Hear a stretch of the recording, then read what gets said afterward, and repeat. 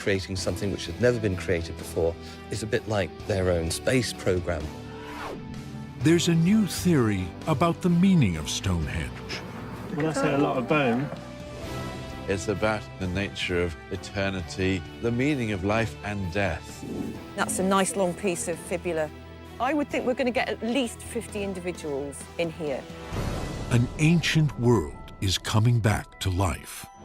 this is an extraordinary time for Stonehenge. We're beginning to understand it in a way we've never been able to do before. The secrets of Stonehenge, revealed right now on Nova.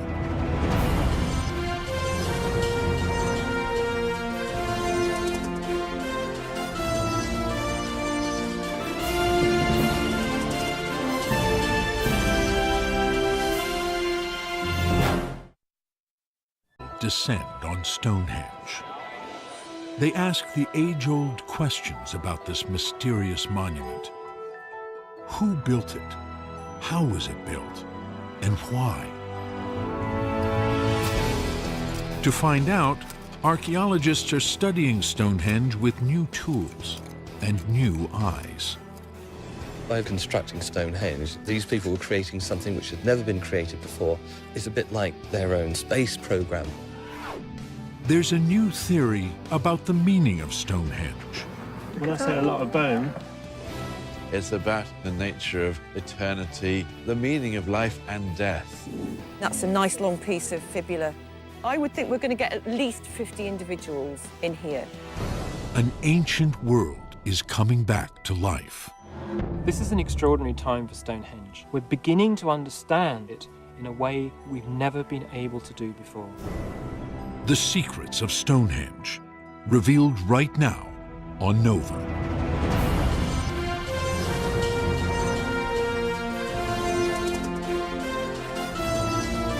And topped with knobs.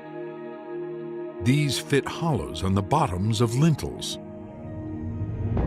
Curved lintels, joined by tongue and groove, formed a nearly perfect circle. And despite a slight slope, this ring of lintels was level to within inches. The Sarsens dominate Stonehenge, but nestled among them are smaller stones, no less remarkable. Geologists determined these are bluestones, transported here from Wales, at least 150 miles away. Who built Stonehenge? How was it built? And why? For ages, we could only wonder. Now, a new age is beginning.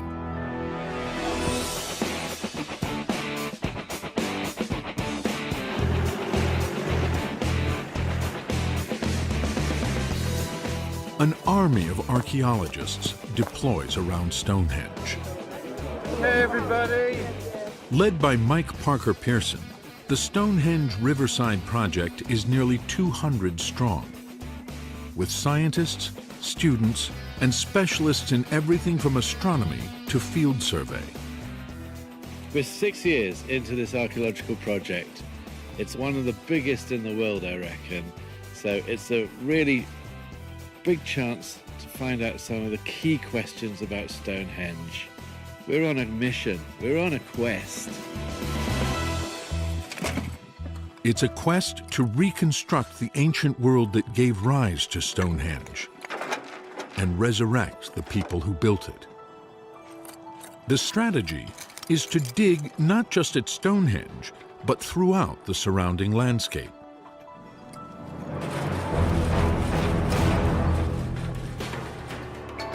Stonehenge itself was extensively excavated during the 20th century. Those digs established that the monument was built in stages. Prehistoric people chose a rolling stretch of Salisbury Plain. And around 3000 BC, they dug a ditch, a bank, and a ring of 56 pits into the underlying chalk of the plain. These pits probably held the bluestones, brought all the way from Wales. Then, some 500 years later, the colossal sarsen stones were installed. The blue stones were pulled from their outer ring and rearranged among the sarsens. Several other stones completed the monument. And later, parallel banks would define a processional avenue that stretched all the way from Stonehenge to the River Avon.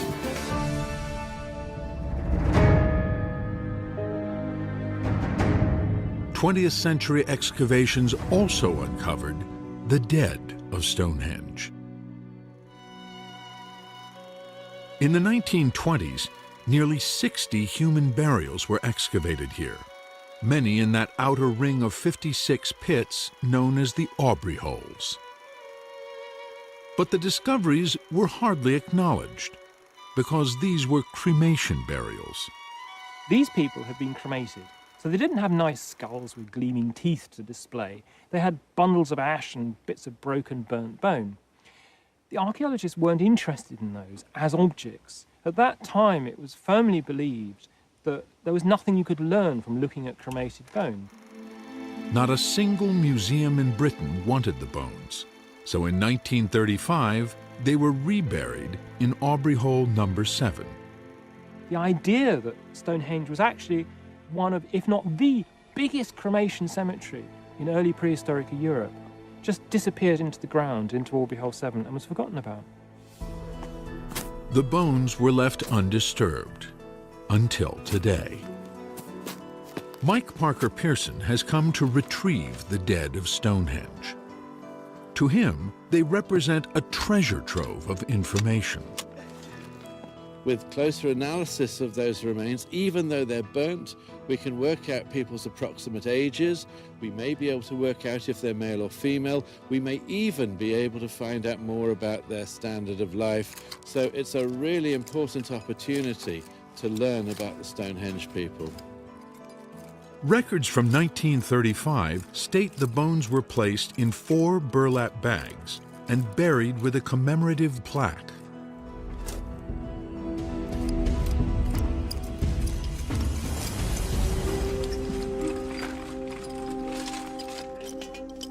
This is the first time anybody has seen a decent Aubrey hole for a good 80 years. It's quite impressive, but it's what's underneath it, it's lower down, that's what we're most interested in. And we're getting close. So. Oh, look. What's that? Is it? Suddenly, they spot a tiny piece of bone. Yep. It's bone, yeah. There's more. It's all over the place. The burlap bags that contained the bones have rotted away. I think we've just got to very carefully loosen the soil bit by bit. Is it desperately uncomfortable? Yeah, it is quite. Yeah.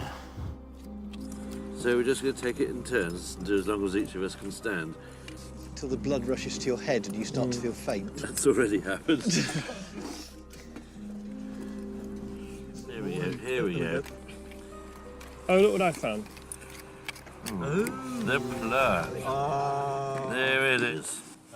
Read it out for us. Most of these bones were dug up in the years 1921, 1922, 1923, reburied 1935. Yeah, but actually it doesn't tell us anything we don't know, does it? I know, but isn't it nice? We finally reached the bone layer. I think we were all hoping that the two men who buried these bones for posterity would actually put them in decent containers. But all we're really looking at is very loose cremated bone. Oh, crikey. When I say a lot of bone, we've lifted the plaque, and what we saw underneath was quite a shock. Just a complete jumbled mass of bone from who knows how many people. The plaque has stopped soil falling down in amongst them. So as the sack rotted, the bones were left completely clean, but it's going to be a serious jigsaw puzzle in the lab. I was hoping it was going to be easy, but this is the worst-case scenario. Little remains of the people of Stonehenge.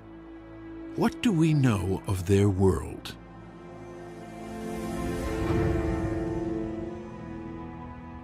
Around 3000 BC, the age of the pharaohs begins in Egypt.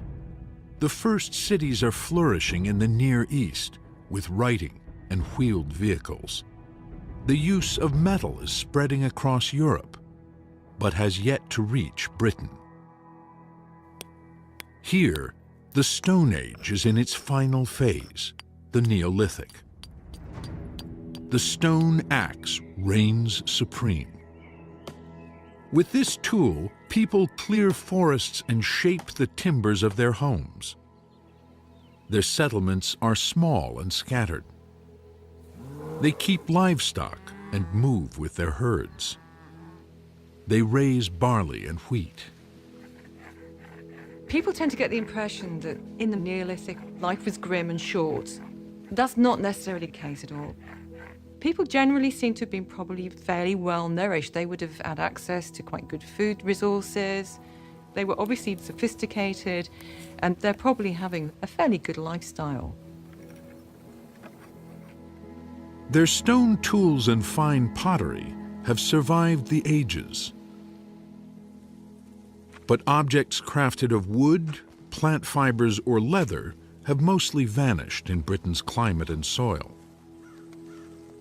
The fabric of their daily lives, their customs and their beliefs have long eluded us. But the remains of their dead are providing new clues.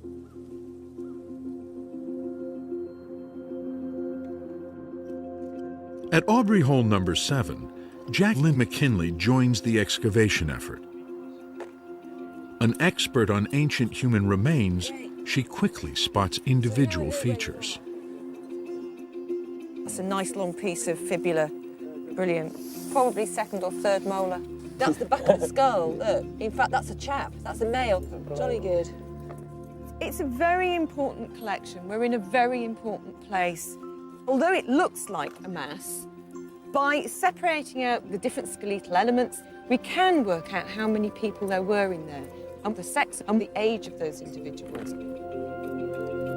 Looking at the amount of material we've got, I would think we're going to get at least 50 individuals in here.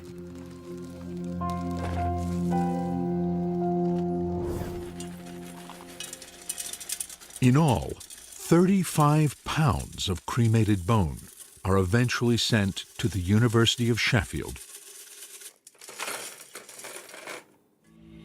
Graduate student Christy Cox is resurrecting the dead of Stonehenge, bit by bit. There's thousands and thousands of bone pieces. It's far more than we ever anticipated when we originally started the excavation. This should join here. That is just amazing. So we're looking at this bit down the side here, where the mandible goes So it would be up. the TMJ joint. Yeah, and that suggests that we've got an older individual.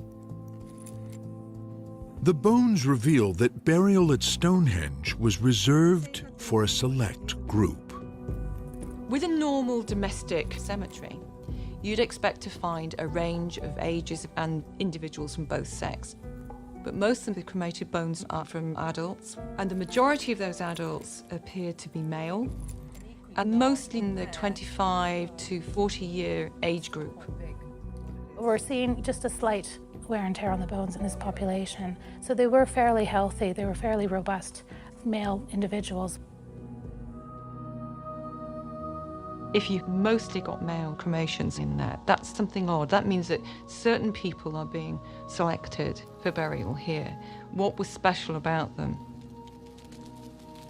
I suspect they may well have been people of important political stature. Quite possibly the men in one or more royal lineages whose authority made Stonehenge possible in the first place. So what this could be indicating is actually at the time Stonehenge was built, we have an aristocratic, male-based society. Now that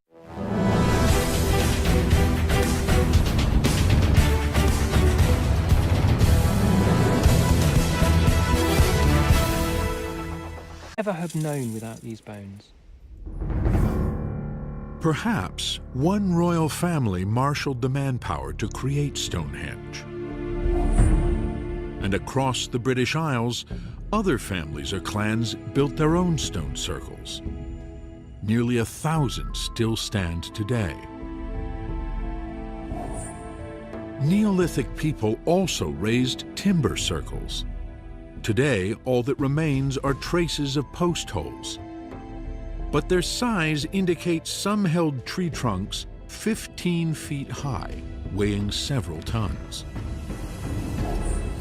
Enormous pits were dug to hold these timbers and standing stones. And many circles were enclosed by a circular ditch and bank, an earthwork known as a henge. How did people with Stone Age technology manage to build on such a vast scale?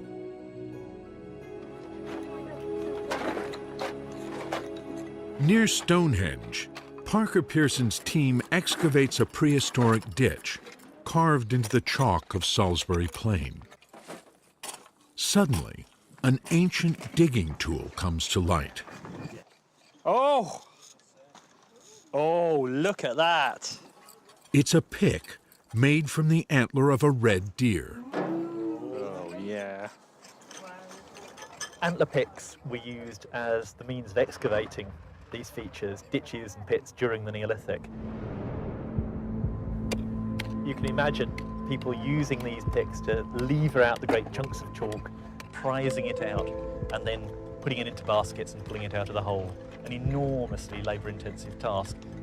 When they got to the bottom and when they finished, maybe it was broken and they just dropped it, or maybe they just deliberately left it there, almost as an offering.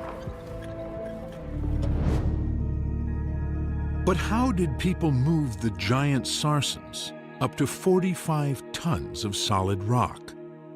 How did they raise lintels to the tops of those gate-like structures called trilithons? To archaeologist Mike Pitts, the process involved manpower and myth. We're about 20 miles north of Stonehenge, and this area is probably where all the big stones, the sarsens at Stonehenge, came from. This landscape now looks very much as I think it would have been in the Neolithic. So we have the trees, we have the forests growing, expressing life, and we have the stones in thousands lying largely under the ground like bodies. These are places that could be repositories of superstition, of myth and fear and danger.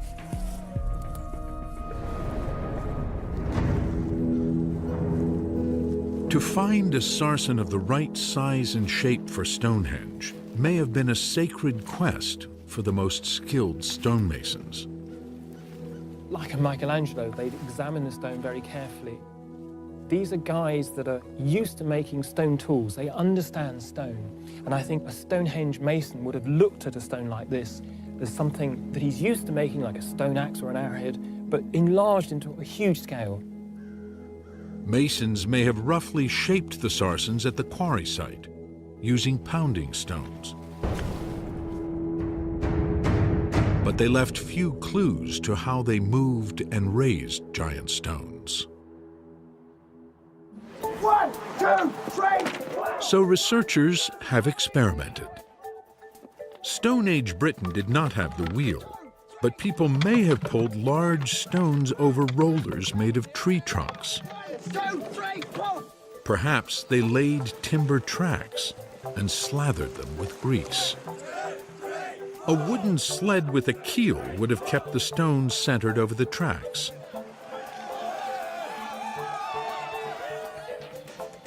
Raising a giant stone involved somehow tipping it into a giant hole.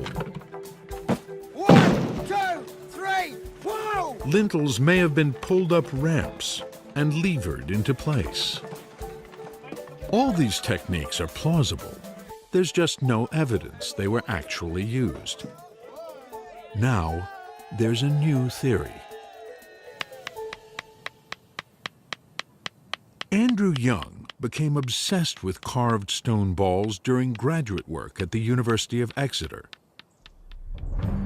Some of these prehistoric objects are elaborately engraved, but many are unadorned. Most have been found in northeast Scotland, an area known for its stone circles. These artifacts defy explanation. People had said they might be weapons or for throwing or possibly pounding vegetables, kinds of things that you could do with a portable stone object. Nothing that anybody had really said about them satisfied my question, what are they for? Young taught himself to carve replicas and pondered one strange fact. Many carved balls, engraved and plain, have exactly the same diameter. Large numbers that are identical in size to the millimetre. And why would they need to be identical in size? And that just gave me that eureka moment. Wow, if you're going to use them as a wheel, you need them to be the same size. Andrew Young had a vision of Stone Age ball-bearing technology. For his PhD thesis, he's testing his idea at a farm near Stonehenge. So this one's high. He's joined by a team of fellow students and his graduate advisor, Bruce Bradley, an authority on experimental archaeology. All right, let's move them back towards each other. Andy brought this theory to me. I was astounded because it just made sense. It's just so obvious. Why didn't somebody think of this before? With rails made of Douglas fir, they'll build 80 feet of track. It's not straight though. Each rail has a channel cut into it to hold granite balls hand-finished to a precise 75-millimeter diameter. They'll also use wooden balls. During the time of Stonehenge, people were skilled at carving stone and wood and could have produced all these components. That's a lot better. Instead of a giant stone, the team has 25 tons of gravel, and Andrew Young has his concerns. I'm really worried about the type of wood we used. They would probably have used oak in the Neolithic. We haven't been able to use oak because of the cost. The wood we've got is perhaps too soft. They build a platform, a crib to straddle the rails and carry the weight. The worst fear would be that we'd get just a couple tons on there and we couldn't push it anywhere. There's a lot of unknowns right now, and that's what experiments are all about. They load 3.3 tons, roughly the weight of a bluestone at Stonehenge. 1, 2, 3, go. Keep it going. Keep it going. Oh, darn. Almost immediately, they're stuck. Oh, man, what happened? The weight is crushing the Douglas fir. You know, this amount of weight seems to have compressed it enough that we're losing our gap. It's less than a centimetre, and that is not good. No. As soon as you've got that crib touching the rail, you just got friction. You've totally undermined everything we've done with the balls. Young's worst fear about the soft wood has come true. But there's a quick fix. To offset the compression of the Douglas fir, they place wooden inserts in the grooves. Eastern 23 mil. The gap is back, at least for now. They load up nearly 6 tons, roughly the weight of 2 bluestones. Can they do it? Look at the division of labor all of a sudden. How'd that happen? Hey, you girls, the call will be giddy up. All right, 1, 2, 3, 4. Go! It's moving! Ah! Come Watch on! yourself. Keep going, folks! Keep at it. Let's get on those wood balls. We're gaining speed. Whoa! Hey! We've moved the bluestones, and once it was going, we were going. Yeah, we were having a hard time stopping. We're not as heavy as the Sarsens at Stonehenge, but I'm convinced that that's it. We can move the Sarsens, no problem. The largest sarsen at Stonehenge weighs some 45 tons. How much can this rig handle? The team has one more day to find out.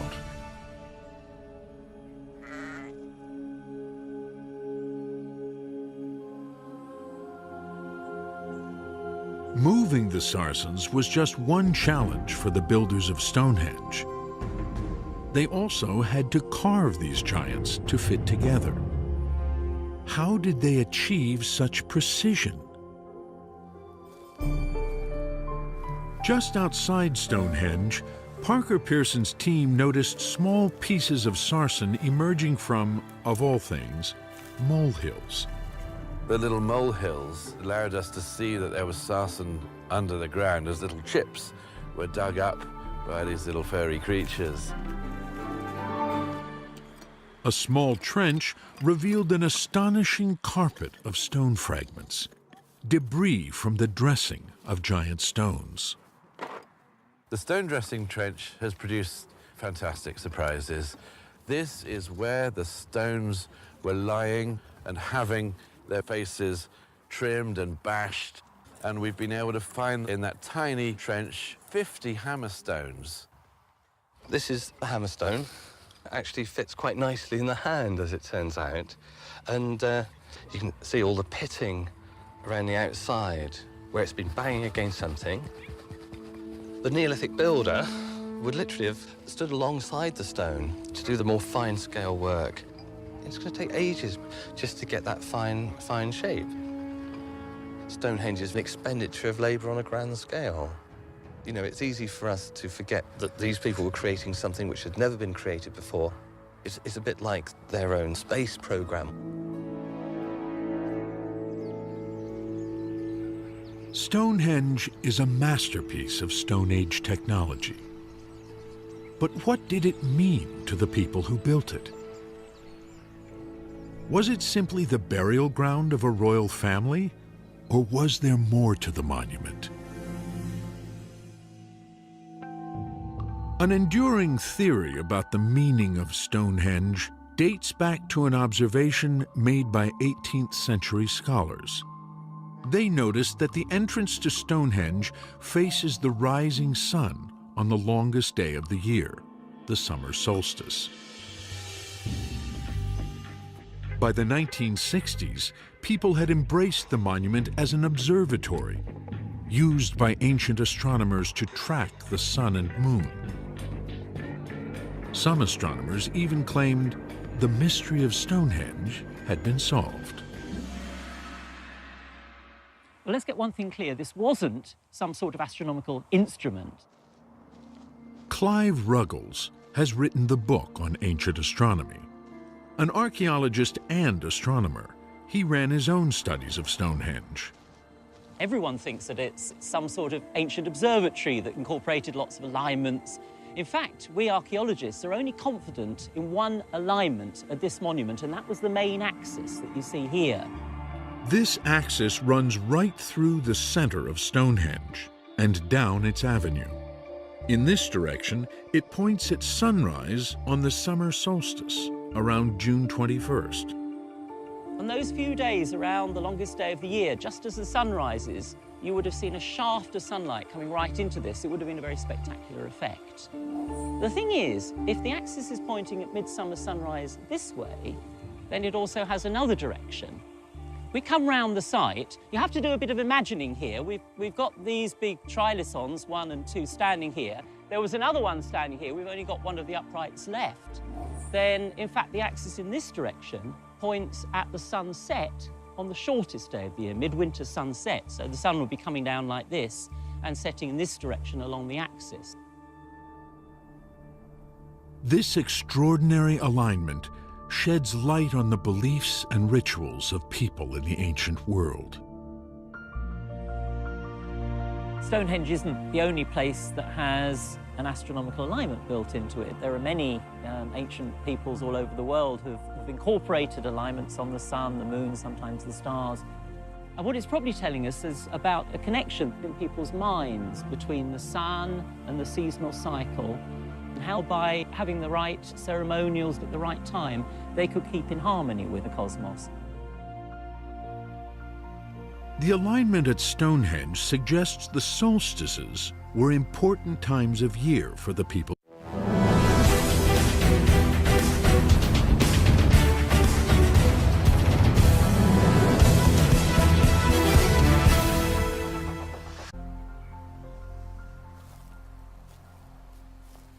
Mike Parker Pearson has unearthed evidence supporting that idea, though he didn't set out to study Stonehenge. I never thought I'd be doing any work here in a million years, and I had many other interesting things to do. So it was a series of accidents that really led to our project getting up and running. He had spent years in Madagascar studying traditional burial practices. Here, people build stone monuments for the dead. They believe stone belongs to the realm of the ancestors. The realm of the living is built of perishable materials, like wood. In 1998, Parker Pearson happened to visit Stonehenge with an archaeologist from Madagascar. When my colleague Ramilson saw all of this on a cold February morning, it was something of a bombshell, because what he was to say was to change archaeologists' understanding of this monument completely and to lead to a huge new program of archaeological research. I believe this is a meeting place to connect with the ancestors. I am utterly convinced the stones are linked to the ancestors. And that's the moment the light bulb went on in my mind, and I thought stone was associated with the ancestors, the dead, and constructions in timber should be associated with the living. And this made me think a little more about what was happening in the Stonehenge landscape. He knew Stonehenge was full of cremated remains, nearly 60 burials excavated in the 20th century, and perhaps 200 more in untouched areas of the monument. If Stonehenge marked the realm of the dead, where was the realm of the living? Less than 2 miles north of Stonehenge sits the giant henge of Durrington Walls. In the 1960s, when a road was cut through this henge, archaeologists discovered the post holes of a timber circle, nearly identical in size to Stonehenge. If Durrington Walls marked the realm of the living, and Stonehenge the realm of the dead, perhaps the physical link between the two was the River Avon. We know from mythologies all around the world that water is a very important part of that journey, from the world of the living to the world of the dead. It was a clever theory, with little to back it up. Until excavations began at Durrington Walls. My interest in Durrington Walls was to find out two things. There should be an avenue linking it to the river, just as there was Stonehenge's famous avenue leading to the water. Secondly, there should be evidence of settlement, of something to do with the living. The team did uncover an avenue, some 30 feet wide, running straight from Durrington Walls to the River Avon. The dig also revealed ample evidence of the living. We've actually found the floor of a house. Now, it's only 4 meters that way by 4 meters this way. It has stake holes along its sides, so a timber facade covered with chalk plaster. It's the first time we have found the floor layer for a Neolithic house anywhere in England. We can actually walk on the very surface that people walked on 4,500 years ago. The floors of 8 other houses came to light. They were built around 2500 BC, the same time the sarcens were put up at Stonehenge. Hundreds of other dwellings probably filled Durrington Walls, clustered around the timber circle. I think we could be looking at this entire area covered in houses, perhaps with a central open area, forming the largest village in Northern Europe at that time. But people didn't live here year-round. They came for special occasions. In between the houses, the team found huge piles of pig and cattle bones. We find a lot of them still joined together, so they must have been thrown away while there was still soft tissue holding them together. What this is telling us is that these are people who are feasting. A clue to the timing of these feasts turned up in the astronomical alignment of Durrington walls. On the morning of the winter solstice, the timber circle pointed at the rising sun. And at the end of the day, Stonehenge framed the setting sun. 6 months later, the direction was reversed. On the summer solstice, Stonehenge and its avenue aligned with sunrise, and the avenue at Durrington Walls aligned with sunset. The two monuments were linked on the summer and winter solstices. On these days, crowds may have traveled along the river, moving between the realm of the living at Durrington Walls and the realm of the dead at Stonehenge. Some may have cast the ashes of their dead into the sacred waters, a gesture of devotion. Perhaps royal burials were held at Stonehenge during these seasonal feasts. It may just be the sense of an unending cycle that is being reenacted by this flow back and forwards between the living and the dead to enable society to keep going.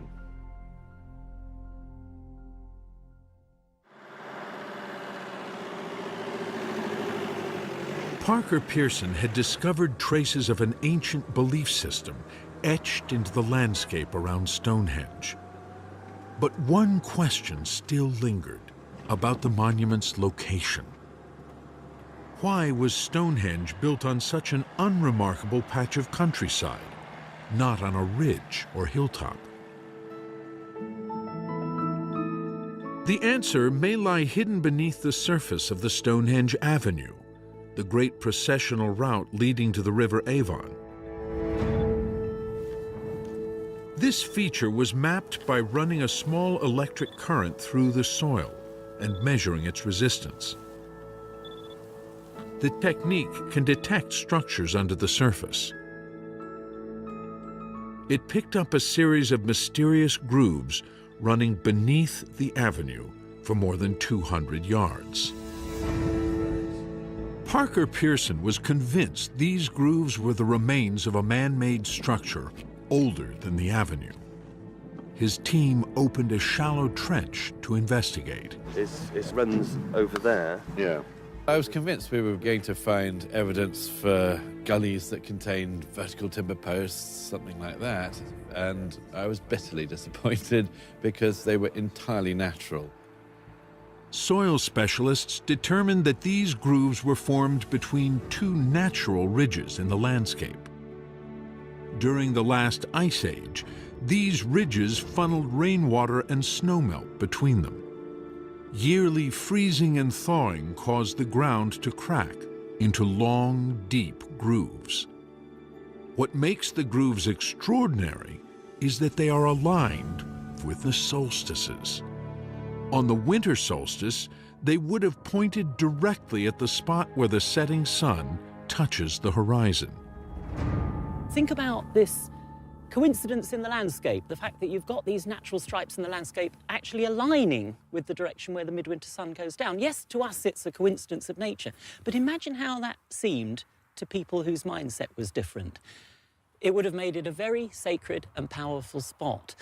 And that, for me, provides a very plausible reason why Stonehenge was constructed where it was. Prehistoric people built Stonehenge just beyond where the grooves end. Later, they enhanced the natural ridges with massive banks and extended the avenue all the way to the River Avon, or so it was assumed.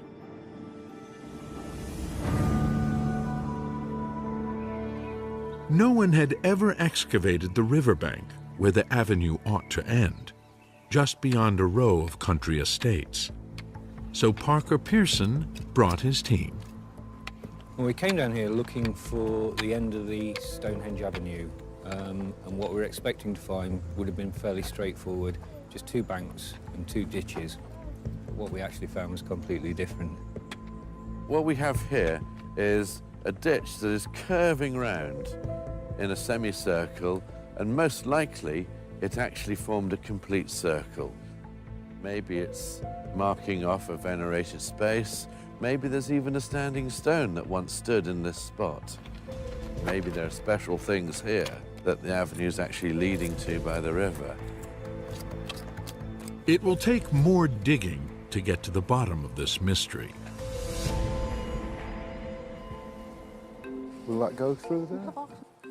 Not far from the Riverside Trench, Andrew Young and his team continue to test his system for moving giant stones. They tackle the equivalent of a sarsen at Stonehenge. These range from 7 to more than 40 tons. Slack. 1, 2, 3.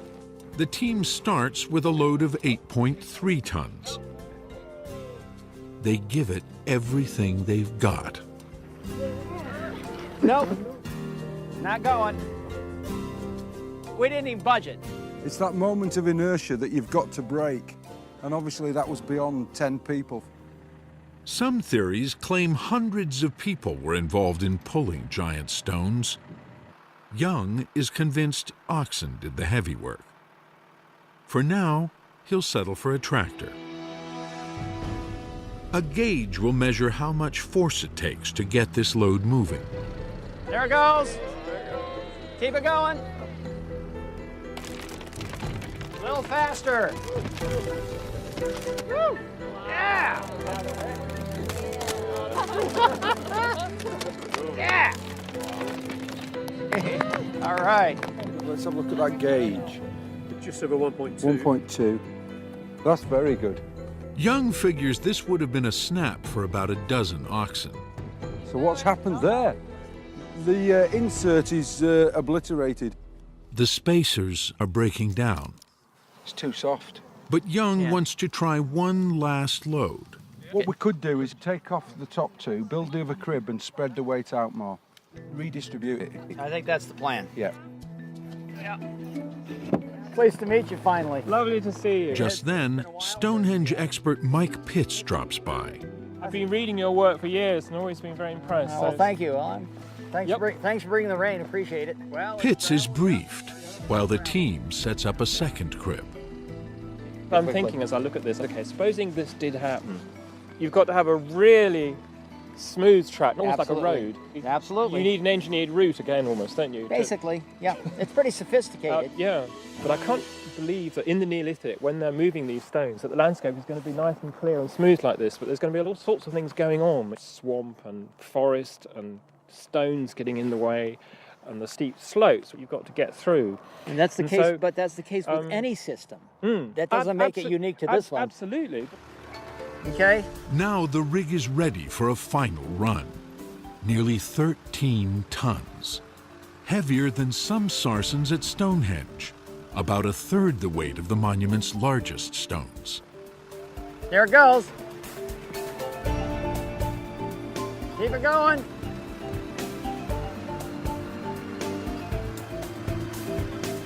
Keep it going. Keep it going.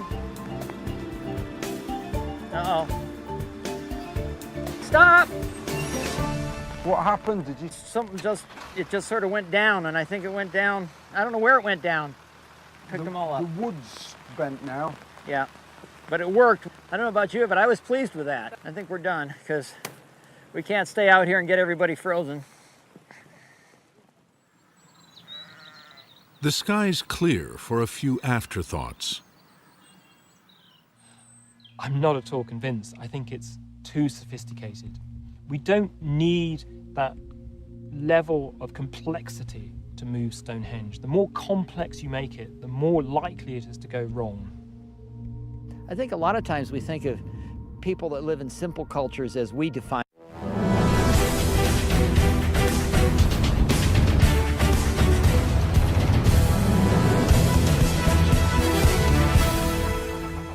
them don't have a science because it's not written down or it's not formulaic, but these people's technology is their science. I'm satisfied that my initial idea seems to work on a big scale. So I'm just happy it's all gone the way it has, because you don't know until you try. For all we know, the builders of Stonehenge used techniques no modern researcher has yet imagined. If only we could excavate the Neolithic mind.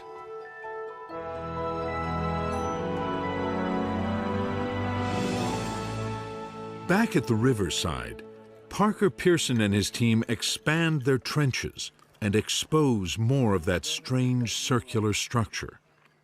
It appears to be the ditch and eroded bank of a henge. Ben, we've got a huge triangular stone hole in that one. In its center, they make a spectacular discovery. A ring of large holes. Recorded in a laser scan, their shape and size point to one thing. They probably held bluestones, just like the ones now standing at Stonehenge. This place was selected out as a special spot to build a stone circle. And to do that, with antler picks, they had to dig a circle of holes. And the hole in front of me, they've created almost a nest of flint nodules to form a base to support the stone coming in on top of it. These stones would have formed almost a mini Stonehenge without the lintels, very close together, standing some 3 meters high in places. The complete circle probably held 25 stones. The team names it Blue Stonehenge. So, when was it put up? When was it taken down? Where did the stones go? And we're starting to get some answers for those questions. Found in the stone holes, a distinctive type of arrowhead suggests Blue Stonehenge may have been built around 3000 BC, at the same time Stonehenge was first built, as a ring of 56 bluestones. The two monuments may have been linked from the start.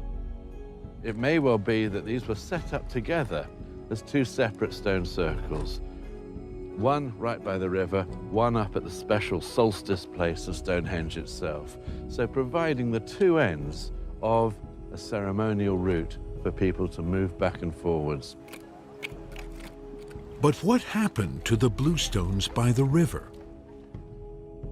Parker Pearson believes they were moved to Stonehenge.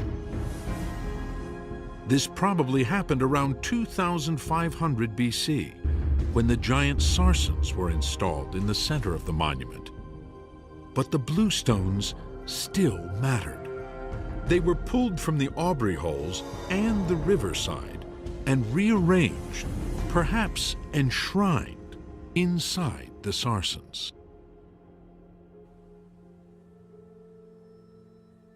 To the people who built and rebuilt Stonehenge, what did the bluestones mean?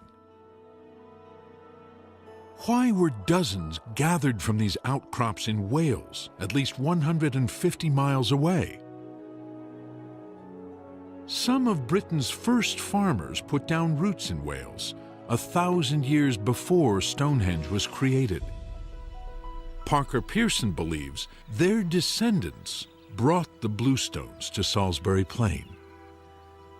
When you actually move a stone, you're planting your identity, your very ancestry into the ground.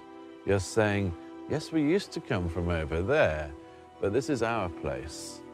And these are the symbol that even our ancestors occupy this space. So what I think we're seeing is that sense of transferring one's ancestors and ancestry in the form of stones. And here we have this very expression of belonging. Around 2500 BC, Stonehenge became a monument like no other, a symbol of everything the Stone Age could achieve. But this is one of the last great monuments to be built in southern Britain. It's the end of an era rather than the flowering of a huge, powerful civilization. It's something of a swan song.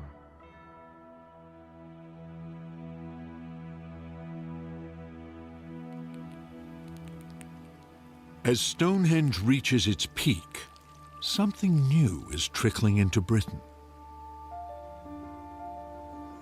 Copper, gold, and later bronze. For people who define their existence in terms of stone and wood, metal changes nearly everything. With metal comes a focus on personal wealth and status. Now the dead are laid to rest with their riches in individual burial mounds. Hundreds appear in the landscape around